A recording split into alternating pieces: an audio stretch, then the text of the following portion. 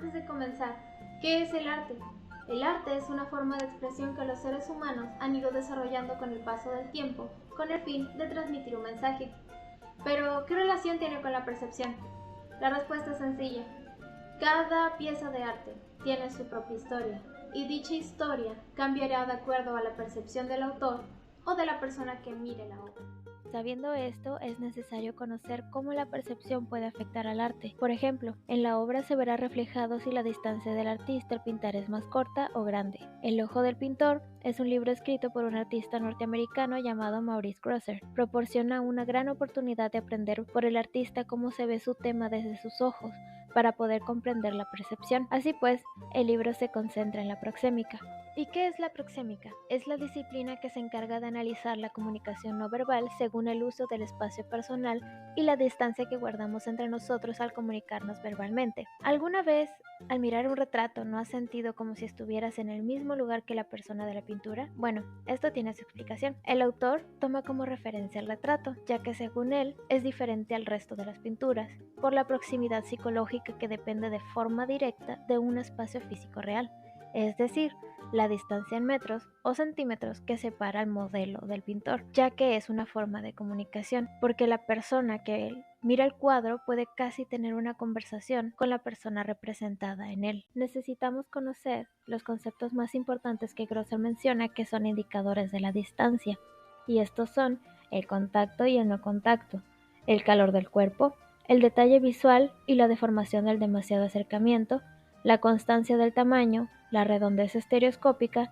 y el creciente aplanamiento, que es notable a más de 4 metros de distancia. Contraste de las culturas contemporáneas. Bien, como sabemos, el arte de otras civilizaciones es muy diferente del nuestro, ya que revela mucho de los mundos perceptuales de ellos y de nosotros. En 1959, Edmund Carpenter, quien era un antropólogo, junto con el pintor Frederick Barley y el fotógrafo Robert Flaherty, dieron a conocer un libro muy notable que se llamó El Esquimo. Gran parte de la obra está dedicada al arte de los esquimales Ivy League. Láminas y textos nos enseñan que el mundo perceptual de los esquimales es muy diferente del nuestro, y que un aspecto importante de esta diferencia está en el empleo de los sentidos por los esquimales para orientarse en el espacio, ya que a veces en el Ártico no hay horizonte que separe el cielo de la tierra. Ya que ambos tienen la misma sustancia, no hay distancia media, ni perspectiva, ni silueta, ni nada que adherirse a la vista, salvo miles de humeantes plumas de nieve que corren por el suelo delante del viento. Es una tierra sin fondo ni bordes. Cuando el viento se alza, la nieve llena el aire, la visibilidad se reduce a 30 metros o menos. Una vez mencionado esto, se nos plantea la siguiente pregunta, que es: ¿cómo pueden los esquimales viajar kilómetros y kilómetros en semejante territorio? Para esto, Carpenter menciona lo siguiente: cuando se va en un automóvil, puedes con relativa facilidad atravesar una ciudad compleja y caótica, como lo es Detroit, por ejemplo, sencillamente siguiendo un puñado de señales de carretera. Empiezas por suponer que las calles están trazadas en cuadrícula y por saber que determinados indicadores te guiarán a tu ruta. Según parece, los Ivy League tienen puntos de referencia análogos, pero naturales. Por lo general no se trata de objetos ni puntos, sino de relaciones. Relaciones entre contorno, tipo de nieve, viento, aire salado o crujido de hielo. Esto quiere decir que realmente no necesitas tener una gran vista si se tiene un buen sentido de ubicación y conocimiento del entorno. La dirección y el olor del viento, junto con la sensación del hielo y la nieve bajo los pies, proporcionan los indicios que permiten al esquimal recorrer 160 kilómetros o más a través de una extensión visualmente indiferenciada. Los Ivy League tienen por lo menos 12 términos para denominar los distintos vientos. Integran tiempo y espacio en una misma cosa y viven en un espacio acústico olfativo y no visual. Además, las representaciones de su mundo visual son como radiografías. Sus artistas ponen en ellas todo, cuanto saben que hay, sea visible o no. Un dibujo o grabado que represente un hombre cazando focas en una masa de hielo flotante mostrará no solo lo que está encima del hielo, el cazador con sus perros en este caso, sino también lo que está debajo, que sería la foca que se acerca a su respiradero para llenarse los pulmones de aire. ¿Qué aprendemos de esto? Aunque quizá no sea algo muy destacable, cada cultura aprende a desarrollarse de diferente manera dependiendo del entorno que lo rodee, lo que es igual en el arte. Cada individuo representa lo que vive o crea cosas a partir de los conocimientos que ha adquirido en su entorno. El arte, historia de la percepción. En los últimos años, el antropólogo Edmund Carpenter director del Toronto Center, estuvo estudiando el arte. Él decía que el modo que utilizan sus sentidos los artistas y en el que comunican sus percepciones cambian dependiendo al público que se les presente. Es decir, que tienen distintas formas de comunicar para cada público, ya que se dice que el artista nos puede enseñar mucho acerca de su modo de percibir el mundo a través de sus ojos mediante sus obras. La mayoría de pintores sabe cómo manejar estos grados de abstracción relativa para llegar a transmitir lo que quiere que el público perciba, pero ya depende de la visión de cada individuo y cómo éste traduzca a otros sentidos cada percepción. Aunque una obra no muestre como tal el mensaje, puede que transmita lo que desea. ¿Y cómo es esto posible? Pues aunque la pintura nunca podrá reproducir directamente el gusto ni el sabor de la fruta, el lenguaje y la pintura le permitirán simbolizar estos sentidos a través de lo que proyecta. Si el artista logra su objetivo, cumple con el propósito de llenar al espectador del mensaje que dirigió a través de su obra. Tanto el pintor como el escritor saben que su propósito es proveer al lector, es decir, que no solo logran que capte sus indicios, sino que también comprenda el lenguaje no hablado y la cultura de su público. El artista quita los obstáculos que hay entre el público y los sucesos que describe para que entren en la percepción de su arte. En otras palabras, abstrae toda la naturaleza para formar un mensaje más limpio y más claro, ya que una de las principales funciones del artista es ayudar al no artista a ordenar su universo cultural. Pasamos al aprendizaje del estudio de la pintura y la arquitectura.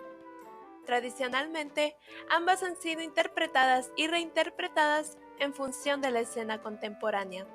Un punto muy importante que siempre debemos recordar es que el hombre actual está excluido para siempre de los muchos mundos sensoriales de sus antepasados.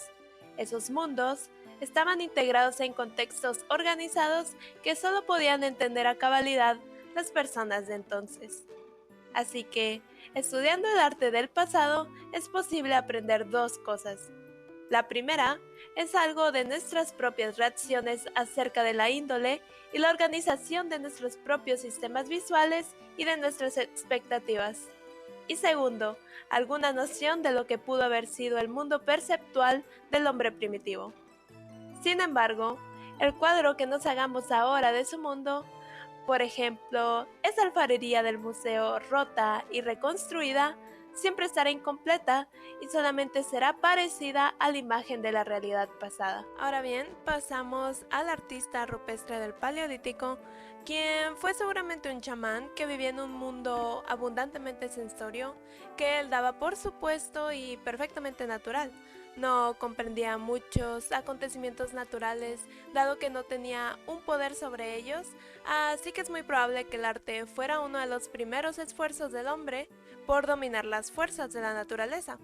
Para el artista chamán, reproducir una imagen de algo pudo haber sido su primer paso hacia el dominio de ese algo, y de ser así, cada pintura es un acto creado únicamente destinado a procurar potencia y tal vez una buena casa. El pensamiento del autor acerca de la interpretación de la pintura y la arquitectura. El autor, Hal Edward, explica que su interpretación de la pintura y la arquitectura se debe mucho a dos hombres que dedicaron su vida a esa materia. El primero fue Alexander Dorner y el segundo fue el suizo Siegfried Giedion, ambos estudiosos de las percepciones humanas. Si bien fue tarea de Edward reinterpretar los pensamientos de ambos autores, sus obras muestran que estudiando las producciones artísticas del hombre, es posible aprender mucho acerca del mundo de los sentidos en el pasado y de cómo la percepción del hombre cambia con la índole de su conciencia de la percepción. Las personas educadas en la cultura occidental contemporánea se sienten confundidas ante la gran ausencia del espacio exterior en los templos griegos. Un ejemplo de esto es el templo de Hefestión, que se encontraba en el Ágora de Atenas. Nosotros los occidentales tenemos una idea de lo que es un lugar religioso. Por ejemplo, las capillas son pequeñas e íntimas, mientras que las catedrales son grandes e imponentes. Pero con el paso del tiempo, los seres humanos, no solo occidentales, poco a poco han cambiado sus ideas y han aprendido a comprender las diferencias entre culturas, evolucionando junto al arte. Sin embargo, ¿por qué la escultura griega destacaba del arte griego? Esto es porque las esculturas mostraban un mensaje, y esta era la esencia del hombre en movimiento. Era un arte táctil y senestésico. ¿Nunca se preguntaron cómo es que existe o por qué hay una asociación dentro del arte griego? ¿Por qué van de la escultura a la pintura y entre sí hay diferencias y distancias exorbitantes? Bueno, el dominio de la figura humana en escultura lo lograron en Grecia antes de mediados del siglo V a.C., compendiada en el Auriga de Delfos 470 a.C., el Discobolo de Mirón 460-450 a.C.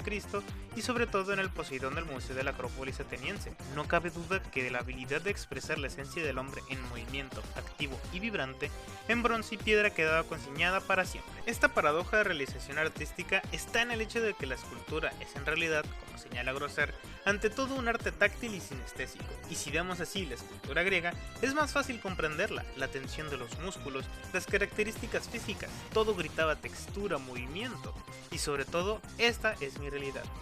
Seguido de esto, un análisis de las pinturas medievales nos revela cómo sentía el mundo el artista de aquellos tiempos. El psicólogo Gibson descubrió y describió 13 variedades de perspectivas y de impresiones visuales que acompañan a la percepción de la profundidad. El artista medieval conocía 6 de ellas que dominaba: perspectiva aérea, continuidad del contorno y ubicación por arriba del campo visual, o entendía medianamente, percepción textual de las magnitudes y lineal. Un estudio del arte medieval revela también que el hombre de Occidente no distinguía todavía entre el campo visual, la imagen verdadera de la retina, y el mundo visual, lo que se percibía, porque pintaban el hombre no como lo que registra la retina, sino como lo que percibe.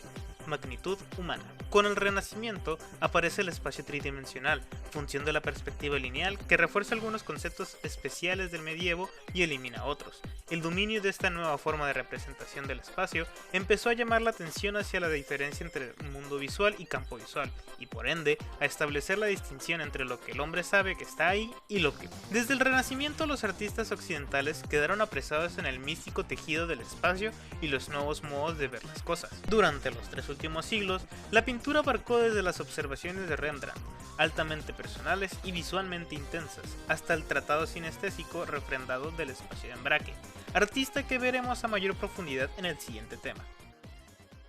Braque demostró claramente la relación entre los sentidos visuales y los senestésicos, comunicando el espacio del tacto. Era casi imposible de obtener en las reproducciones, y hay muchas razones para ello.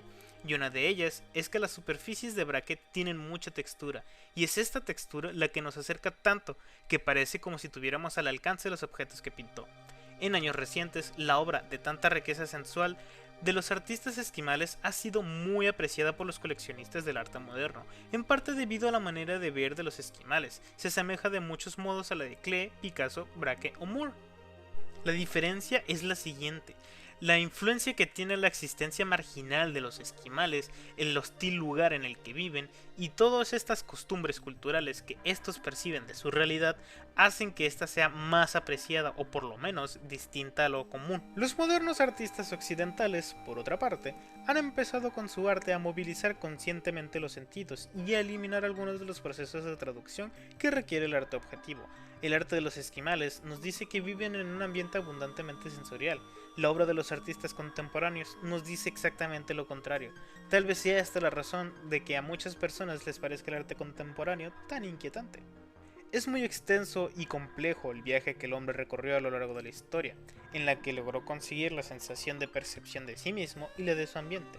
Más sin embargo, el artista, su obra y el estudio del arte en un contexto de comparación transversal entre distintas culturas, todos tres proporcionan valiosa información, no meramente del contenido, sino también de lo que es aún más importante, de la estructura de los diferentes mundos perceptuales del hombre. Como conclusión, podemos decir que el arte, además de ser usado como representación, va más allá de solo mostrar, ya que nos hace sentir y busca transmitir un mensaje. Y claro, el arte varía dependiendo del contexto, tiempo y espacio en el que se encuentre el autor, porque cuando un artista crea su obra, lo hace en base a lo que conoce, como es el caso de los esquimales. Así que, como se dijo antes, cada cultura influye en las obras de los artistas y lo que nos transmiten acerca de ellas.